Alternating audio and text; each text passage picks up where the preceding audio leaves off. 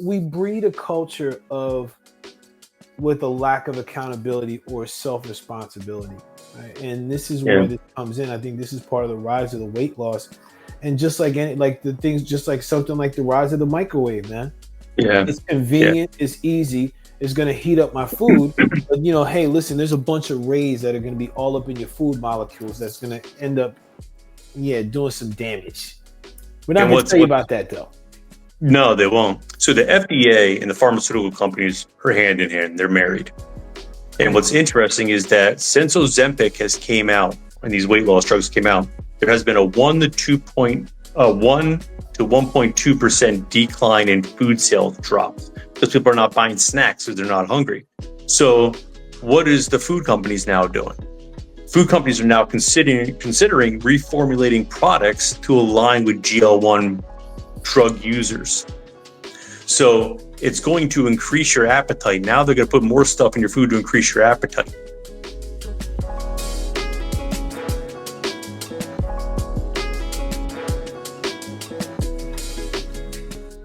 Welcome everybody to this More Than Black or White Health podcast. We are your hosts, Paul and Brian.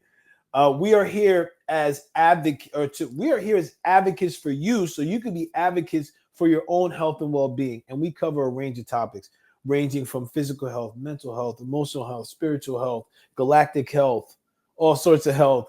Galactic health. Yeah. And today, right, we're going over a topic that Brian and I both think is interesting. It's in the news. A lot of people are gravitating towards this. And we think it's time that we talk about it, especially considering what we do as a health and well-being podcast. B, you want to share with the peoples what we're talking about today? Ozempic, man, it's any kind of weight loss drug, especially Ozempic. You see it really getting pushed a lot. And Paul and I, we've probably trained thousands of clients in the last 5 decades combined, and we're definitely seeing the last couple of years where people are like, hey, I'm not losing weight or I can't lose weight. What about this weight loss drug, Ozempic? And it's like, man, you gotta be careful because you don't want to pop people's balloons too quickly. You got to kind of slowly let the air out, so you keeps the motivation. But people are always trying to go for the easy way out, and there is people out there, very, very, very, very small percentage of people that are just have bad genetics or they're overweight. But most of the time, it just comes down to lifestyle changes. So I try to always work with lifestyle changes. And just kind of put a little, thing on this is if I agree, Ozempic could be good for you if you have such bad late stage diseases where listen, if you don't lose weight, you're going to die. Okay, let's do this now. Maybe that's the asterisk behind it. But I see a lot of people out there that are maybe they only need to lose maybe 10 or 15 pounds, which can be a good 4 to 6 months doing it the right way. But they want to take the easy way out and they want to go on Ozempic. So I always have to warn them with the side effects that's going on and what the media is pushing. Like there's no health concerns or anything like that. And people like to believe that the doctors, the white coats are there to help them. I think some are, but the majority of them don't understand how the body works on a holistic mechanism. Yeah, well, you bring up many great points, and there's a couple of things I wanna highlight before we really dive into this for the peoples, right? I guess this could be considered more of a disclaimer. But the reason why Brian and I are talking about this, and the reason we have the ability to talk about this, is Brian and I, as you mentioned, collectively, we have 50 years of experience in the health and well-being industry, ranging from nutrition specialist, personal trainer, health and well-being guide, mental wellness. We've had, and we also, from what we've done and also from who we've trained under and trained with, we've learned a lot about health and well-being beyond just the body, but also, as Brian mentioned, holistically, how it connects to other things within ourselves and outside of ourselves. And when we're talking about this Ozempic today, this is free of, hey, there may be some parts in here we're shaming some people, and we do judge here because, again, we want you to have both sides of the fence. And knowing that there are healthy causes, there is a reason why Ozempic is in existence. And at the same, we'll talk to that. And at the same time, there's a reason their Ozempic is high in popularity. And that's where if it's seen as something, just like any entity, and people have a chance to make money on it, they will make money on it and with it. As and this is the piece, right? Like it can be very difficult to stay in integrity to something when money calls in other places. That's why Brian and I talk about when we talk about health and well-being, it's more than black or white. Yeah. Okay. Yeah. And your doctors, they make money off this. Every time they sell something, they make money off it too. And they're getting their studies, not to jump too far ahead. Yeah. But Ozempic was created by Novo Nordisk. Mm-hmm. And they're getting their studies based off studies that Novo Nordisk paid for. So they're cherry picking their studies. They're setting their studies upwards and purposely not showing any side effects. Mm-hmm. But all the independent research out there that actually does the studies ethically is showing that the side effects are astronomically, like, just poor, just really poor. That's the only way I can say it. Just it's so bad for you. You know, I mean, we can get right into it. Like, what is Ozempic, right? Yeah, let's talk to it, man. Because I know most people will probably realize or think it's a weight loss drug, but let's go into what this really is, man. Yeah, so it's basically what they call it's a GLP-1, which stands for glucagon-like peptide 1.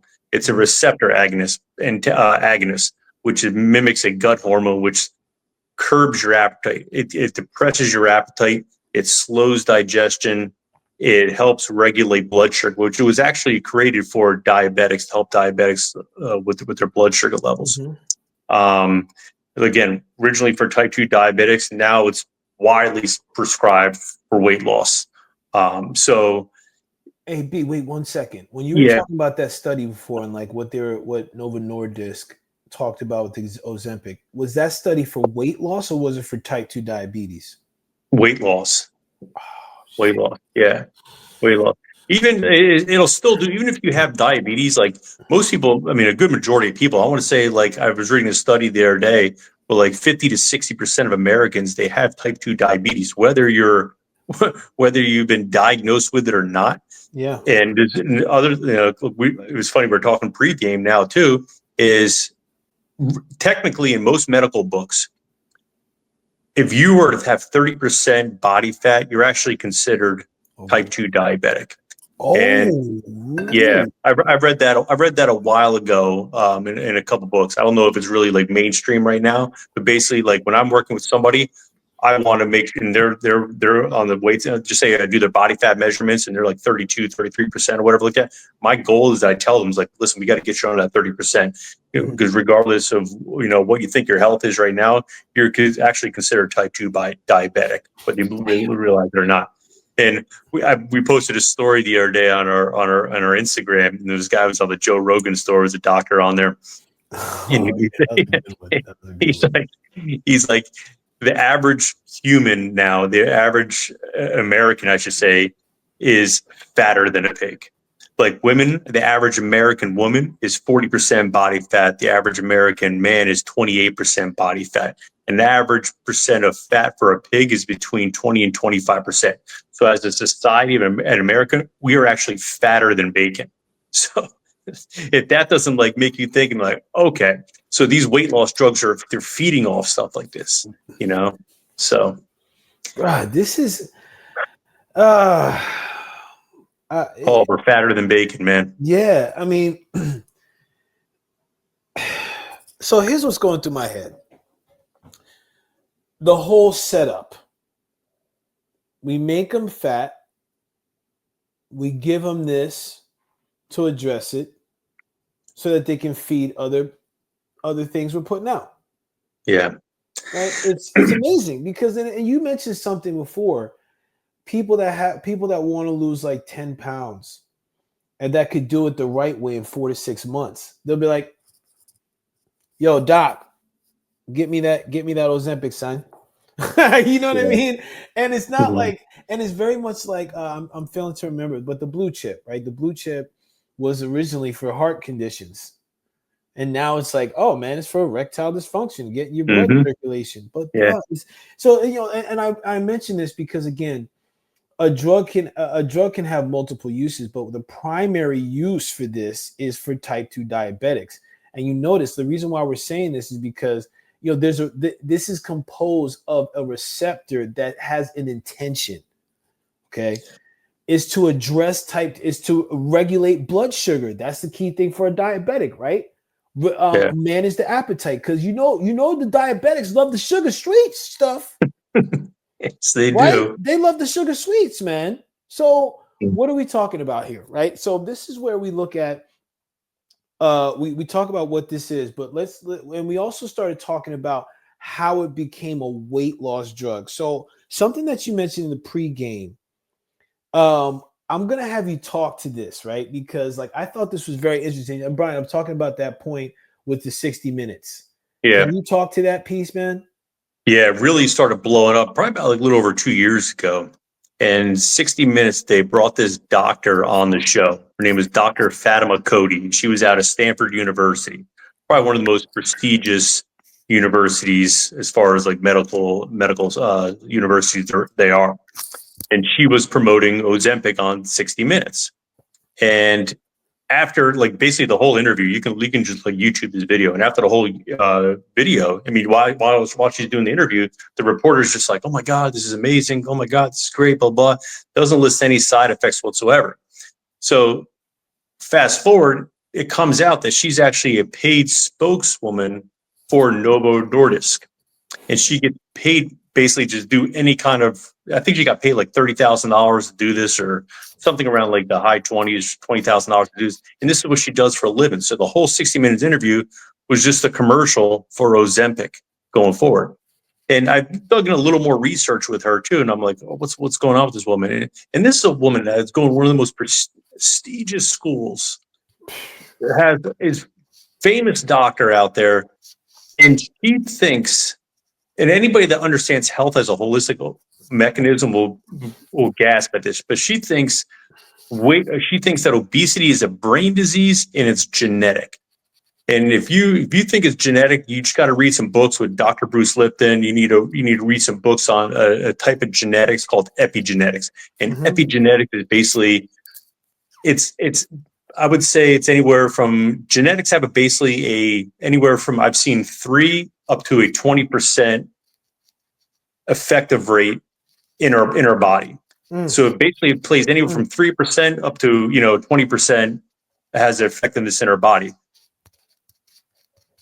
Epigenetics is basically your environment that controls the genetics move. So the common analogy is like genetics load the gun, your environment, epigenetics pulls the trigger. And she thinks this is basically 100% genetic obesity. And just with that asinine, it's almost like it's scary too, because she learns that in a university, people pay hundreds of thousands of dollars to go, and then they have the ability to work with the human body. And it's laughable. And the problem is people get sick because they're overweight or any kind of other issues, and they go to these white coats and they believe that they can help them. They believe that they're on this like pedestal. They're like the next, coming of Jesus, and they listen to everything they say, and they tell them, hey, go on this Ozempic stuff, go on this weight loss drug, do this and do that, without diving into any kind of lifestyle issues. Hey, let's talk about your stress. Let's talk about your mental, emotional. Let's talk about your, your nutritional. What else is going on? How's your sleep patterns? Are you eating organic? No. Okay. Look, they just skip all that and they want to go right to something like Ozempic. So this woman really blew it up, and she blew it up in a very unethical way. And shame on 60 Minutes for not doing it either. They had to have known. They had to have known that she was a paid spokesman for this. They had to have not. Shame on 60 Minutes for not doing your due diligence, because people watch this stuff. And a lot of people, they take the news and they take these shows as, the word of God. The word of God. Yo, listen, you know what? Like we talked about before, 60 Minutes is a business. And if you be like 60 Minutes, they'd be like, I plead the fifth. Bump, bump. Yeah. Oh, we didn't know.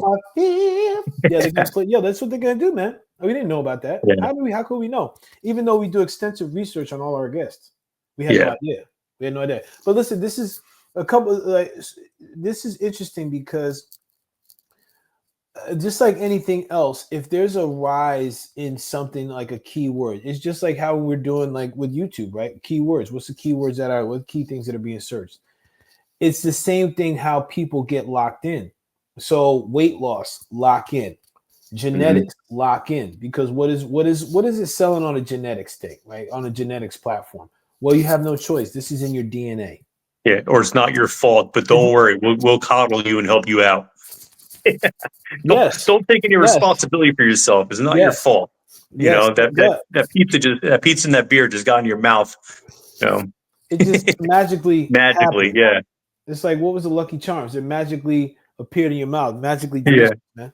Like it's so this is we breed a culture of with a lack of accountability or self-responsibility, right? And this is Yeah. where this comes in. I think this is part of the rise of the weight loss. And just like any like the things, just like something like the rise of the microwave, man. Yeah. It's convenient, it's easy, it's gonna heat up my food. But hey, listen, there's a bunch of rays that are gonna be all up in your food molecules that's gonna end up, doing some damage. We're not And gonna tell you about that though. no, they won't. And what's actually really scary is that the food industry, so the FDA and the pharmaceutical companies are hand in hand, they're married. And what's interesting is that since Ozempic has came out and these weight loss drugs came out, there has been a 1 to 1.2% decline in food sales drops because people are not buying snacks because they're not hungry.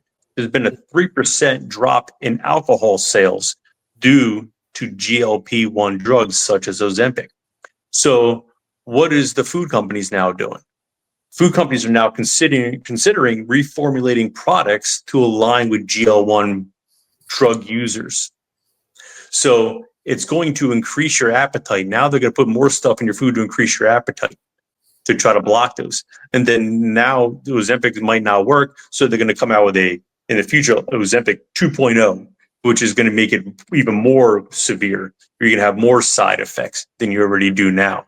And then the food company, hey, what are they going to do? They're going to find the molecule the hormone that's breaking it down or suppressing that appetite, and they're going to add more stuff in their food, or they're going to reformulate the product. That's correct. To block that. And it's just this vicious cycle going back and forth.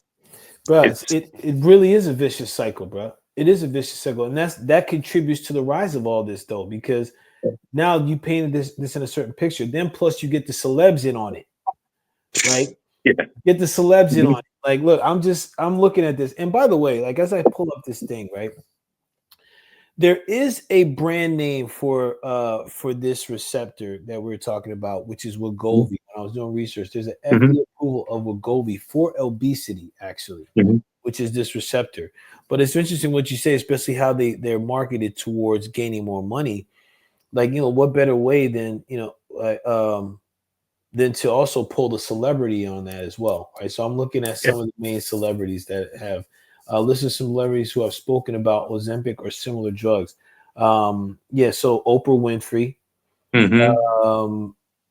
It's Kelly Clarkson was taking another medication for blood sugar, which I think could have been that Wegovy. Amy Schumer, Elon Musk, Chelsea Handler, Whoopi Goldberg, Khloe Kardashian, Lizzo.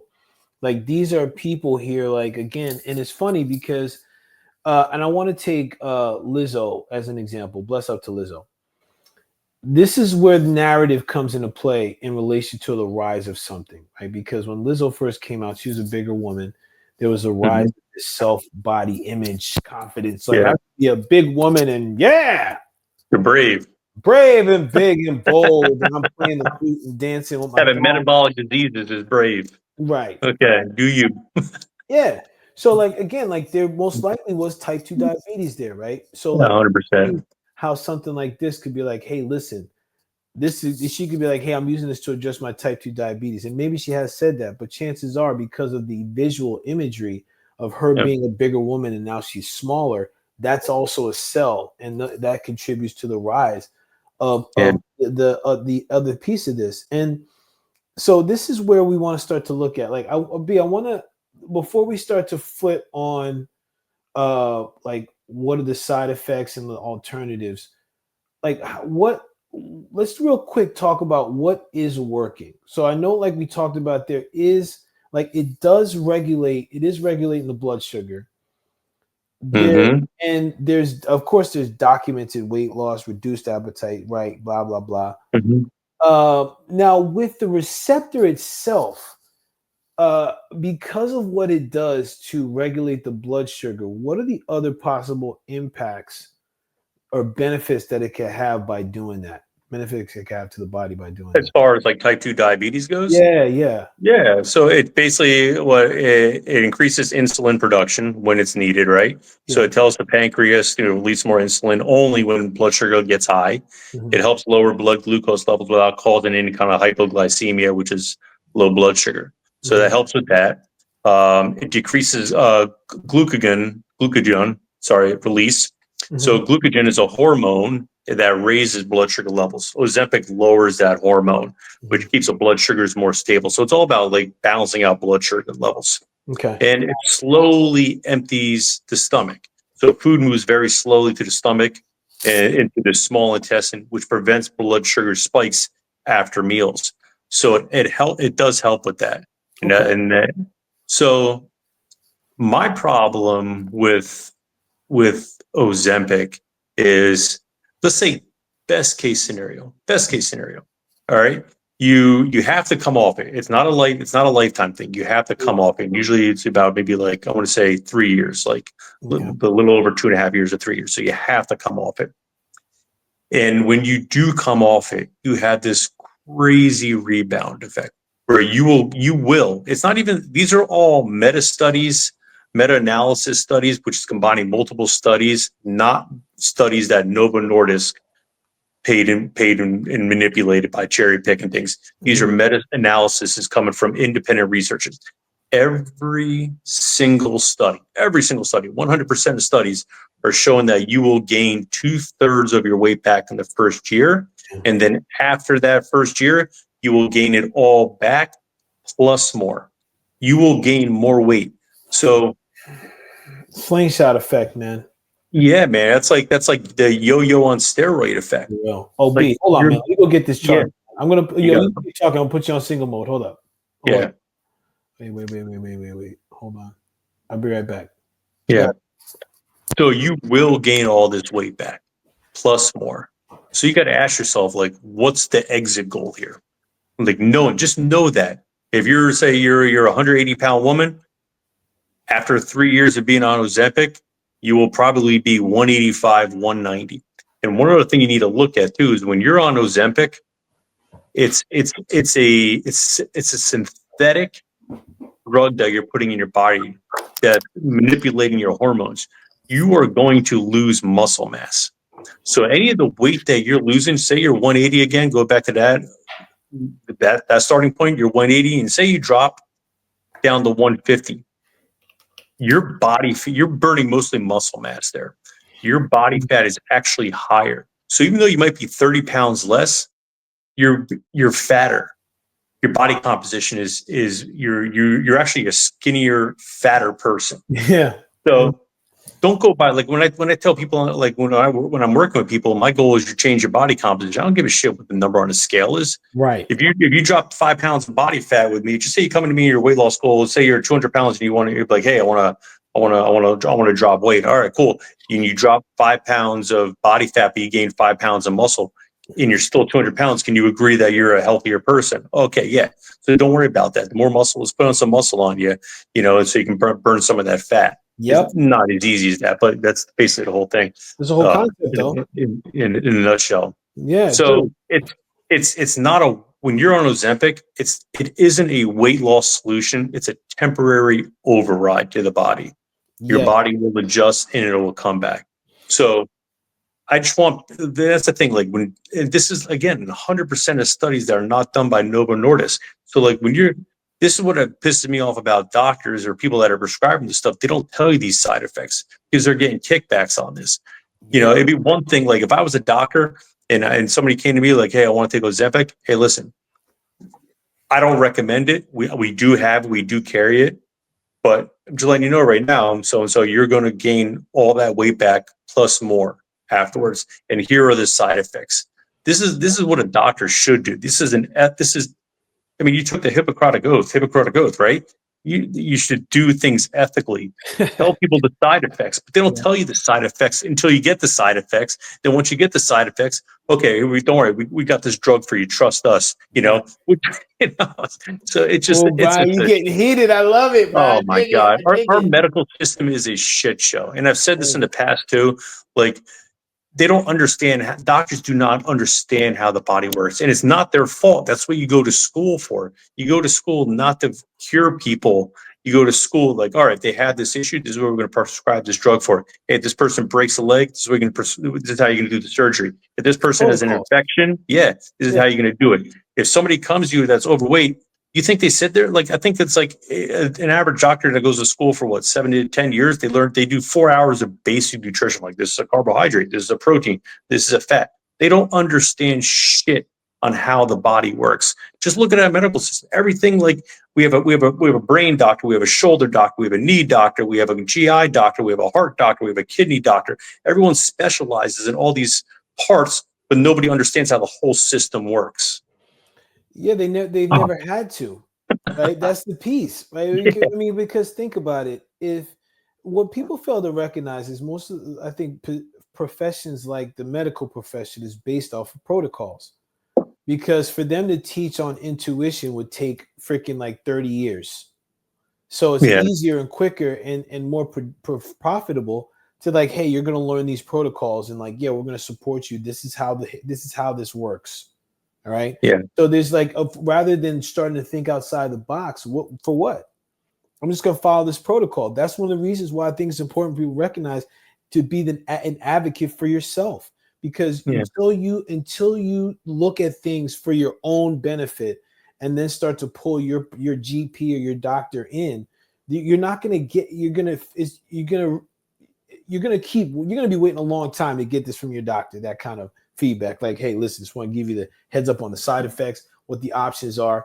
Because as you mentioned, they do take a Hippocratic oath, but like, who's the oath to? Is it like, you know what I mean? Like, to the pharmaceutical companies. Yeah, that's the thing. You know, we like, you know, listen, that's the thing in our culture, right? That's another thing in our culture is we shorten the phrases. Hey, I took the oath. To who? Because that's a big part of it, man. That'll tell you everything. But I think like we started talking about the risks here. So I think some of the things that are important, especially coming off this last thing you said about this is a temporary fix. Yeah. So, and most of the diseases are, it's like, okay, and that's the purpose of the medications. Again, until we start to recognize like, yo, shit, man, I gotta really take care of my health. So health, or else I'm going to be on this forever, which is going to tax the body, which is going to result in more medications. Yeah. Okay. That's the piece, man. Like that's that slingshot effect you were talking about before. I'm going to do this. And as soon as I stop, pew, way past where I started. Yeah, and you have something in your body called homeostasis. So when you start doing things in an artificial way, adding exogenous stuff to your body, like Ozempic, your body's going to be like, okay, all this foreign material, we're going to start creating endogenous stuff in our body to kind of create homeostasis. That's why, like, anytime you create, that's why it's like, an example would be like, all right, if you're taking, you know, some kind of medication for, I don't know, just say your, you know, cholesterol. That's why a lot of the times after a couple of years, you need to up it, because your body's creating these endogenous hormones to balance it out in homeostasis. So once they get you on a drug, you have to keep upping the drug unless you really decide to make some lifestyle choices there. But most people don't take responsibility for themselves. So now they're adding more stuff to the drug. Now they're adding a higher dose to the drug. And when you add a higher dose to the drug, there's not one drug out there, not one single drug out there that doesn't have a side effect which will cause something else to go on in your body. And that's what the medical system wants you to do. They want you to up, if they get you on one drug, you're going to eventually need to create a higher dosage of that drug, which they make more money on. And then once you get a higher dosage on that drug, it's going to create a side effect somewhere else, but you're going to need another drug for that. And it's just like, do your best not to go on anything. Listen, I'm not a doctor, and I'm saying this because I don't want to get sued. Right. Yeah.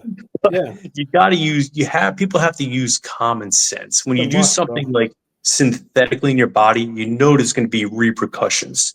And what I mean by synthetically is any kind of drug. Listen, if you're about to die or you have an infection or, something like that, of course you go to a doctor and you get the short-term benefit out of it Yeah. or short-term gratification. But come It's on. we're relying on it though, bro. Yeah. Like, and My let's do this because this is a great segue to like what people can look at before starting something, before starting Ozempic. Because Yeah. listen again, if it's really looking at, okay, I need to take this. Okay, let's look at what are the things that we get to look at before we say, okay, we need to take this. So, like, are you like when it comes to the reason you're looking to take this? Is it for type 2 diabetes or is it for weight loss? Right, type 2 diabetes, I know it's approved. Okay, sure. But for weight loss, like, what are the root causes? Even for type 2 diabetes, you most likely got to lose some weight. Most likely got to change your lifestyle habits. Okay, have you done that? And that's the thing too. Like a lot of I've sat down with people, and I'm all I know you have too, where you sit down with people and they'll come to you to be like, they're like, 30% body fat, and not like crazy, but like they can probably shed 10% body fat, and you'd be like, all right, talk to me about your nutrition. What do they say? Oh, my nutrition's fine. I know what to do, or my nutrition's fine. I'm like you own a mirror, right? Like you can see yourself, right? Every day. Like your nutrition is not fine. And I'm like, all right, amuse me. Like, I don't obviously say, do you own a mirror, right? And like, in your head, like, you're like, yeah, in my head, I'm definitely saying it in my head. But I'm like, all right, amuse me. Like, what are you doing when you wake up in the morning? What are you doing? Oh, I have this is typical. I have cereal, I have oatmeal, I have a glass of orange juice and toast, and then I go out. I'm like, you're putting 100%, you're putting sugar in your body first thing in the morning, And I always got this thing like from Charles Pollock when he's like, depending on first thing you put in your body, first thing in the morning dictates your hormonal levels throughout the rest of the day. So when you put sugar in your body, your carbohydrates, you're just increasing your blood sugar levels all day. It's a yo-yo effect. You're going up and down, up and down, up and down. And cortisol gets released and everything like that. So you're jacking yourself up. What do most people eat for lunch? Maybe they skip lunch. Maybe they have a cup of coffee. Maybe most people have some kind of like a sugary drink or some kind of energy drink or something like that. And maybe they feel good because they have a salad with like some, meat in it or whatever like that, or a sandwich. Then they come home and they have their dinner, pasta, maybe some kind of meat. Maybe if they're feeling up to it, they DoorDash something, which is like loaded with crap, and they don't eat right. Then I ask them like, how much water are you drinking a day? Maybe like a glass or two. I don't really drink that much water. So now they're dehydrated.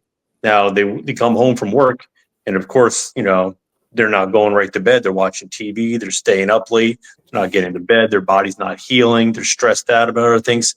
So it's just like, man, it's just like a hurricane of things that you're doing to your body. yeah. And like, again, are you addressing these issues? No, you're not. I'm telling you, you're not.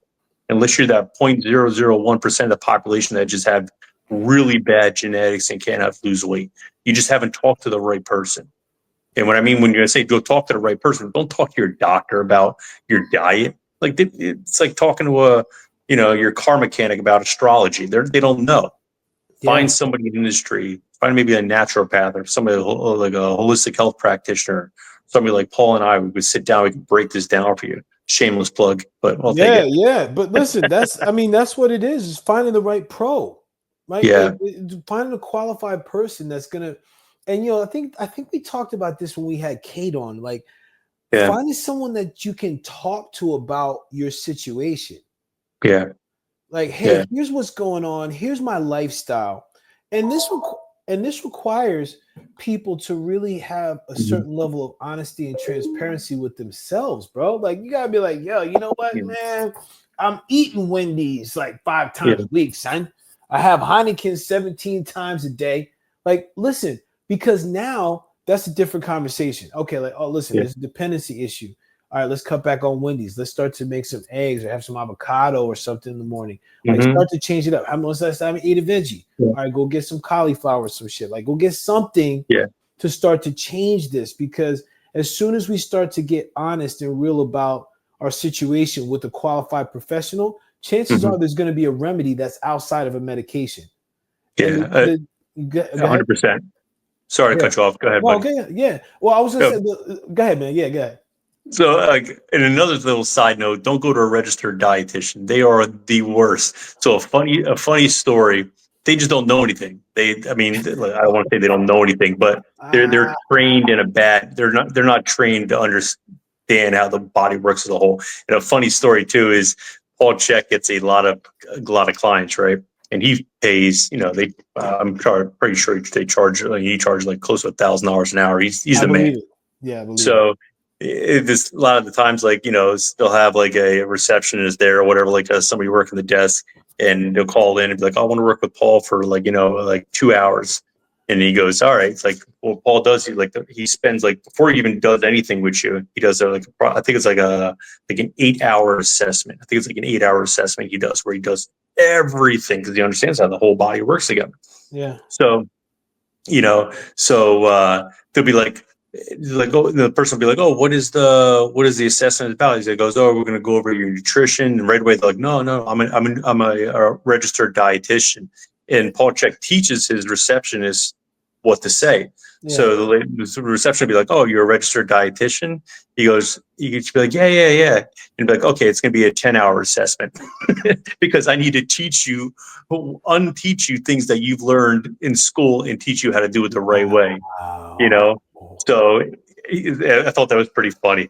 But yeah, like registered dietitians are like, yeah, it's because they have to do clinical work. They got to work in the hospitals, and in order to work in the hospitals, you have to be taught a certain way. And a lot of the schools that you learned you got your degree in was paid for and bought for by the pharmaceutical companies pushing that education on them. So they're not teaching you true nutrition. Yeah.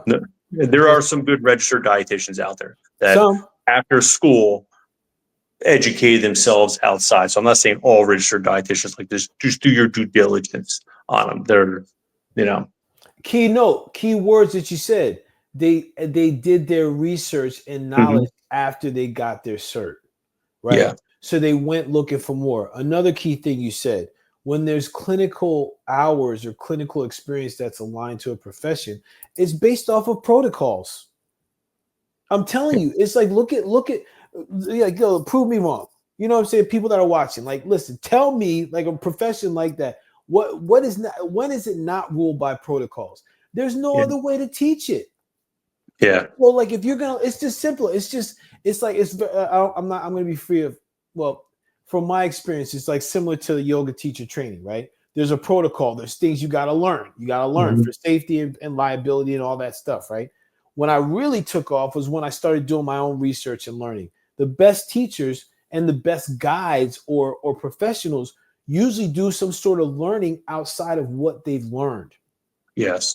So that they can test things, right? Like, listen, Brian and I went through our personal training certifications. If we stopped at that, we wouldn't be where we are. No. And that's what I had this conversation with a lot of young trainers, and they're like, what's some advice you have? And I say, this field, the medical field, training field, I'm not trying to say medical trainers are the same, on the same level as doctors, but this whole field of like health and wellness, it's so brutally weak. It's so brutally weak. Like I remember, like, I needed like my NASM cert. NASM cert is like, whatever, man. Pay to $400, wet their beak with the money. And after you get that cert, get in the door, practice some clients, and save some money and find the best people in the world at what they do and study under them. Yeah. If you just go to, it's like when somebody graduates college, it's like a common saying. It's like, oh, you graduate college, now the real education starts. Yes. And a lot of, like, if you're working with a doctor and your doctor, like, all right, it's like, came out of medical school, say 15, 20 years ago, what have they done after that? I'm not talking about stupid CEC courses or anything like that. Who do they study? Who do they follow? Who do they look? A lot of them don't educate themselves. No. A lot of trainers don't educate themselves. So the real education happens outside those certs, the degrees and everything like that. Yeah, not many people are actually going, and there's a select few or a certain percentage of people that would actually go for that extra education. So Yeah. do your due diligence, por favor. And Mhm. and one of the things, let's talk about like some of the alternatives, right? Because if we're talking to them about one of the things that we did talk about was, first of all, like, be honest and transparent with yourself. But like that's the first piece. Yeah. Then go to nature. So a lot of, for example, you said the GLP-1 a receptor, Yep. suppressor, right? Like, can they get that? That can be achieved through food, no? Like regular food, right? Or no? Yeah, I mean, like fiber, Yeah, protein, it balances out your blood sugar levels. I fermented should say foods, anything like that. fiber and fat slow down digestion, balance out your blood sugar levels. Hmm. Carbohydrates usually raise it. Protein alone can actually drop it a little bit. Yeah. So there's ways to curb your appetite. Most people, like I see this with a lot of people, and like I would say 99% of people that are having trouble losing weight is because they eat too many carbs, the wrong time of day, the quality of carbs. They don't eat enough vegetables and they don't eat enough protein. You Mm, just change that around, and they don't drink enough water. You just change that around right there. It's a game changer. game changer, bro. And like one of the things, like I get a lot of my this Ozempic stuff I got from Julian Michaels, who I really like, and she's really been pushing a lot of it. And like when Mm, she was on The Biggest Loser, wasn't that big of a fan of her, but since she's really coming out, she's blowing the whistle on this Ozempic stuff, and she has amazing doctors on her show. A lot of doctors that we follow, like Peter Atita. yeah, He's yeah. on That's the my edge. dude. That's the And dude. yeah, I like him. I like Mark Hyman and all them. So she Yeah, has a yeah, lot of yeah. great doctors on her show, and she's really intelligent, she's really smart. But she pushes. Shit, I kind of lost my thought there. Oh yeah, she pushes like, hey, listen, when she works for her clients, it's a calorie. She restricts calories, and she doesn't Mm, severely restrict calories. Like, here, I want you to take 700 calories, but instead of doing 3,000 calories, hey, let's get you down maybe like 16,800 calories with unlimited greens. Start with that. And I kind of like that mhm. concept too, because the Yeah, that's unlimited greens, good. the fiber, increases the transit rate in your gut, so you're going to the bathroom more, you're creating a healthier gut. You're changing the microbiome of your gut. So just like doing like a little bit of calorie restricting and tracking it. So try that. There's so many things you do. Sleep is one of the best things for weight loss. If you're not sleeping between the hours of 10 and 6, at the minimum 11 and 6, like Mm, you're gonna have a hard time losing weight. If you're not drinking enough quality water, you're gonna have a hard time losing weight. If you're not in a good mental state, you're mm. gonna have a hard time losing weight because your body's constantly cranking up cortisol, which is storing body fat because it thinks it's dying, is in a survival mode. So those That. are just kind of like things off the top of my head. I mean, there's other things you can do too, but like, I would try those. Yeah, I mean, listen, especially when it comes to, those are all tip top. Thank you for that, man. And when I'm thinking of, like, when you talk about the sleeping and being Mhm. sleeping between certain times, the thing that comes to mind for me as an alternative is intermittent fasting, especially when it comes Mhm. to curbing your appetite and developing Yeah, that own discipline for yourself. Some of the things, like when I was reading, I was like, what are some natural remedies? And they brought up berberine, chromium, and cinnamon. yeah, And I was like, that's interesting, man. And it yeah. did bring up what you mentioned too about the blood sugar regulation through sleep.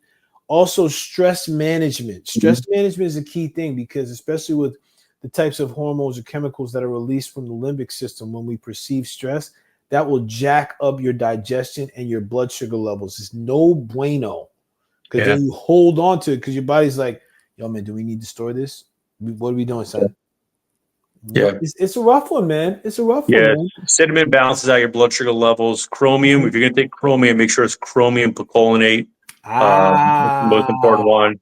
And berberine. So most people that have they're a diabetic, they take metformin. Metformin has a lot of side effects to it. Berberine does exactly what metformin does without the side effects. So that's what? something to kind of look into. But of course, the doctor's not going to tell you to go on berberine over metformin. But look into that. Do your research on that. Again, it does basically the same thing as metformin without the side effects. Wow, what? Yeah, yeah. Dang. Hmm. Nature's got it all, bruh. Nature's got it all, man.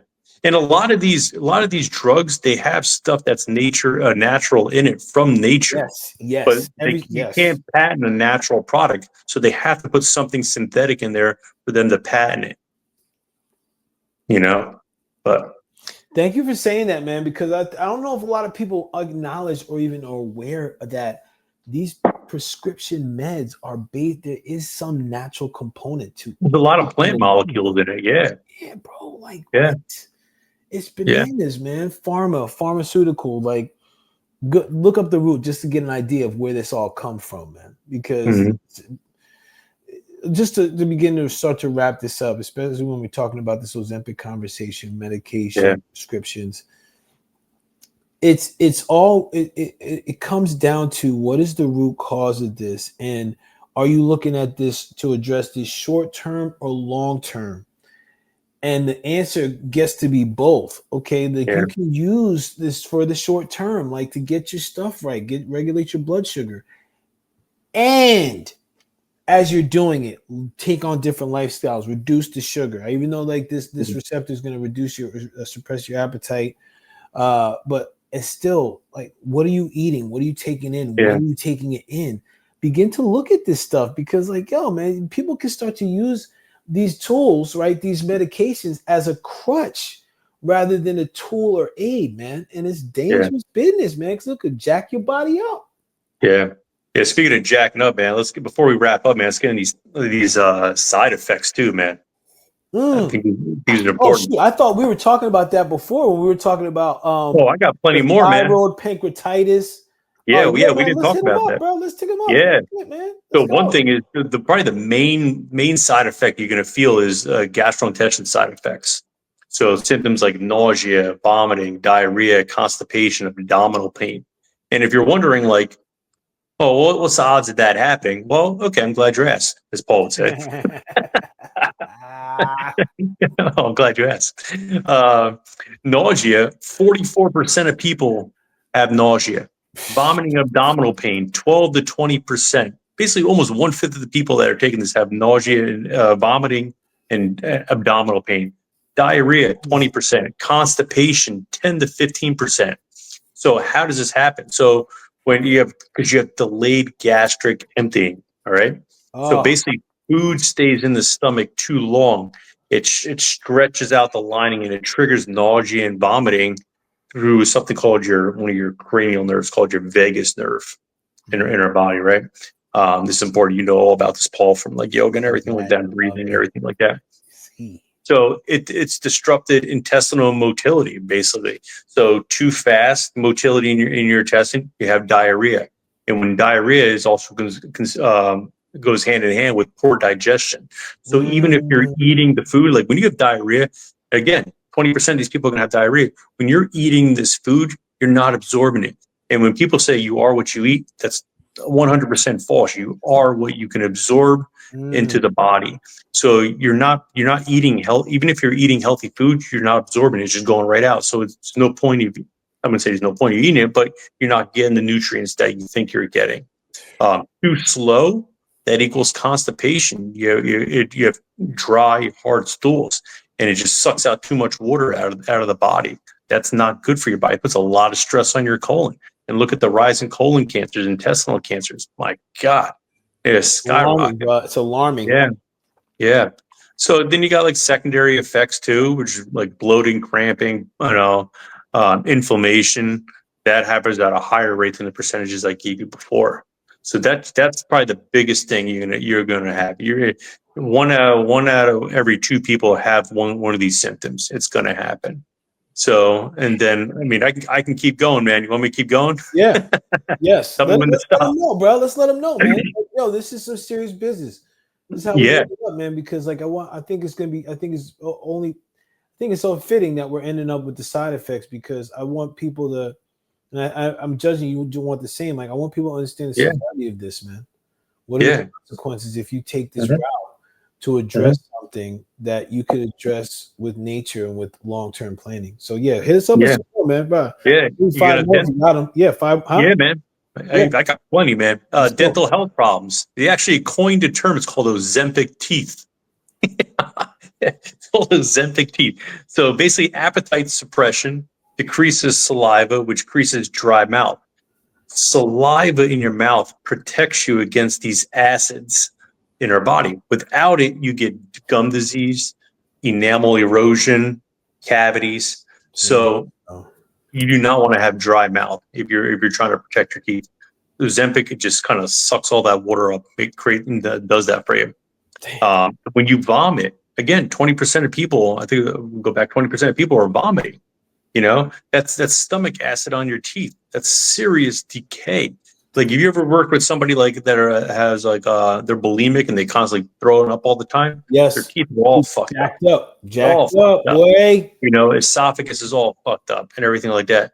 So, you know, so like a little bit of an observation. Like I was reading a study, and like dentists reported vast, I don't know the percentage, but vast increased cases of dry mouth, decay, and gum recession in Ozempic users. One of the questions that a lot of these dentists ask, are you on any weight loss drugs? Are you taking Ozempic? They ask that question for a reason. Yeah. Because when you go in there, you know. So that was actually reported by the New York Post and Dental Professionals, which is from my understanding, a prestigious journal for dentals. This is an important one too, right here. The third one, vision loss, and they actually coined it another term, Ozempic blindness. Like it. When you have a name for the illness with your brand in front of it, that's special.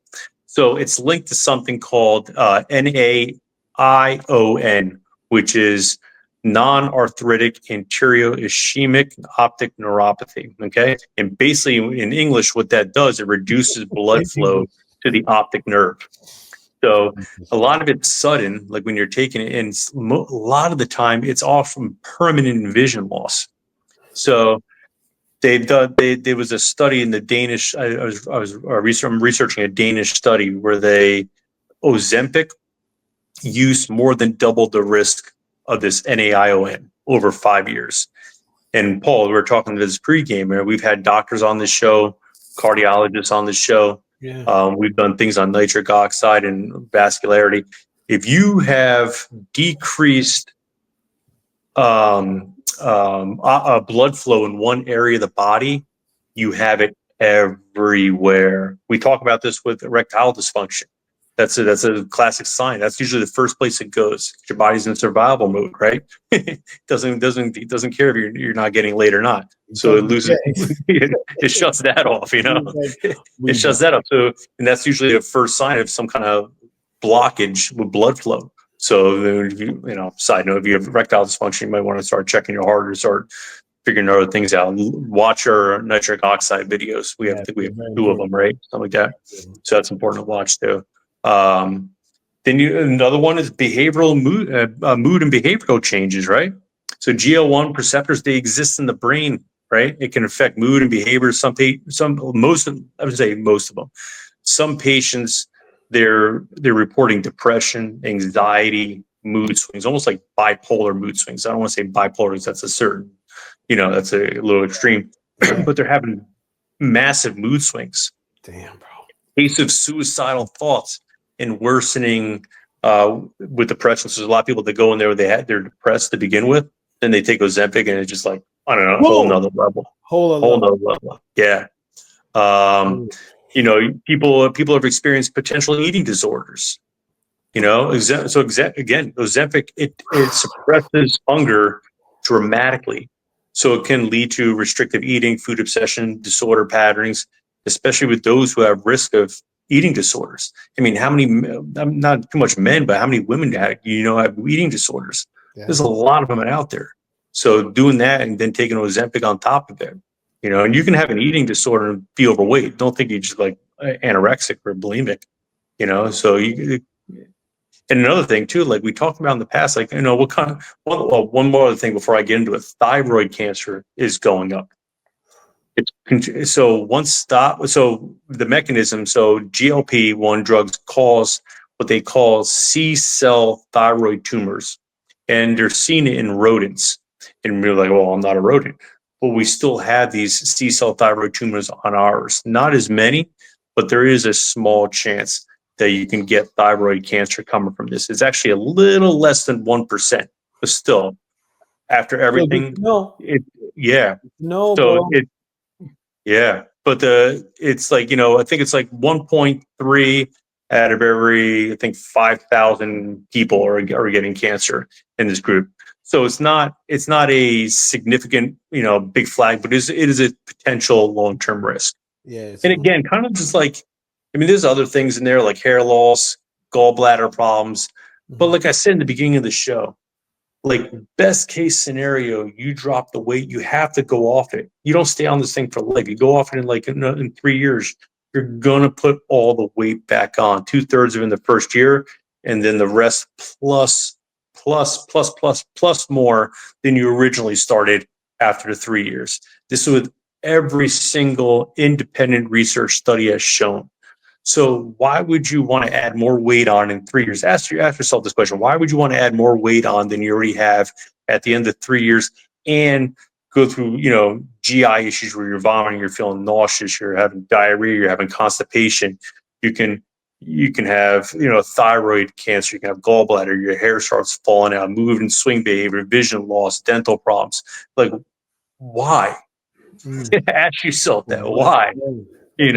So do yourself a favor, like hire a coach that knows what they're talking about. Hire somebody like like we talk about all the things you can do in the meantime. Yeah, But man. it's just it's don't. I hate to say don't trust your doctors. There's a lot of great doctors out there, and I hate to just bash doctors. We talked about this in the past. Like Paul and I, we know great doctors. We've read books on doctors. We've had doctors on the show. I've studied under doctors. I learned a great deal. The majority of them don't understand it, and they're getting kickbacks, and they're reading studies that are done by Novo Nordisk, and that are very biased, and they're cherry picking this, this data. So, Dude, that's all I got to say. Yeah, man. Hey, man, you said a lot there, man. And I think, like, just to add on to the wisdom, when you said don't trust the doctors, I think the invitation I want to put out there is like to learn to trust yourself. Like, learn to trust yourself, man, because then that's going to have you start to question the doctors and look for different alternatives rather than just take whatever's given to you. Because your body will start to tell you what could be wrong, and then that also makes sure that you are being intentional about what you're putting into your body, man. Like that, and that's why we're here. That's what we're doing, man. Like, listen, check the website out. You can, if you have any questions for us, like on what we've talked about here. Here is our email. You can check out the website now. So More Than Black or White Health Podcast. Like, yes, listen. Also check in. You get a gift and a free treat. You get to see our faces, some other things that we got going on out there for you. But listen, like this is why we do what we do, so that you have resources to figure things out outside of like the system, which will put you on something which in long term may be far from your benefit. So please take care of yourselves. And as we start to wrap up here, if you like what we talked about here, like, share, and subscribe. Leave us a comment. If you're like, hey, man, you know what? Why don't you guys talk about this? Put that in the comment, man. Like, so there's a contact list on the website. Hook your boys up. And also, we got coaching out here coming up, too, with the book and also with the mastermind coming up later this year. So stay tuned. A lot of great resources for you. Thank you for watching. B, any last words before we wrap this piece in a bow? No, man. That was good. Oh, man. Everybody, peace out. Later.